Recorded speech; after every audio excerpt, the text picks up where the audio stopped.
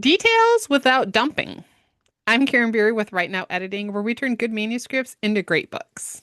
And I'm Peg Thomas, multi-award winning author and editor, and we are two editors for 5 minutes. We're going to get that handy dandy clock started. Good. And then you're going to tell us what kind of dumping you had in mind. Yes. So, again, piggybacking off of last week, we were talking about that opening chapter and how you need to introduce setting, you need to introduce goals and motivations and conflict. Um, but how do you do that Because we without both mentioned no info no dumping. info dumps? What does that mean? You're not going to start with a bunch of backstory and you're not going to start with a bunch of details, whether it's historical or it's, character events, but you need to bring those details into the story so that your readers understand what's going on. So I'm going to give you some of the more guideliney type things. And again, you don't have to follow these to a T. This is encouragement for the when you're first learning how to write until you get comfortable with how to bring this, bring the backstory in, how to bring the details in. This is a good place to start. I forget now who I want to say it's James Scott Bell. Don't quote me on this. But he talks about when you're bringing backstory into your book. Within the first 10 pages, you only want maybe a sentence or two, just a quick glimpse at what happened. You're starting in the story. That's just where you're going to go. And then within the first 50 pages, you really should only have a paragraph. I would say maybe a paragraph to a page worth of backstory details.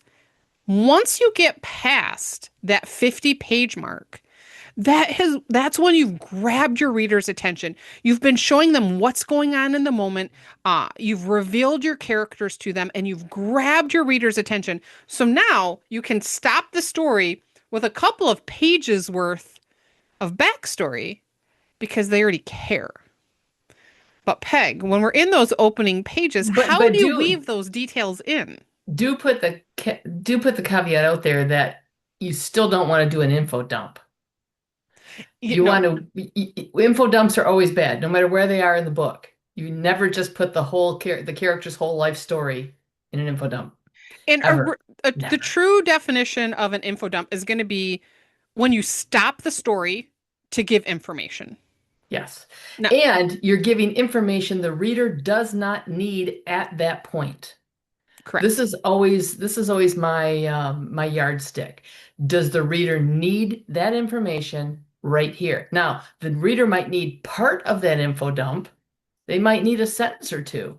Use that sentence or two, but they don't need it all at once.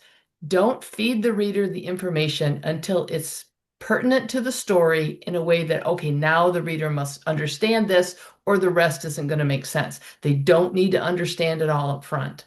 That's if they know the whole backstory up front, why bother to read the book, right? And oh, go Reading ahead. should be a discovery progress. So you need to dribble these things out to create the suspense of reading.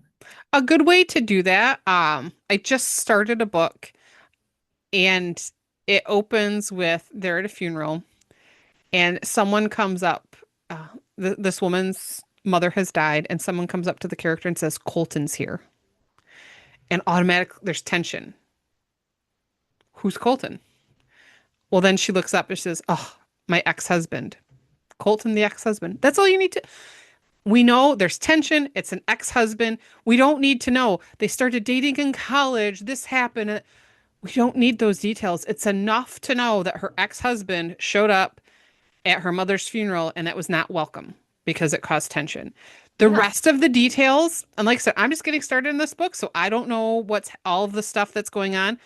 But now I know that there's history, and that's enough to keep me reading.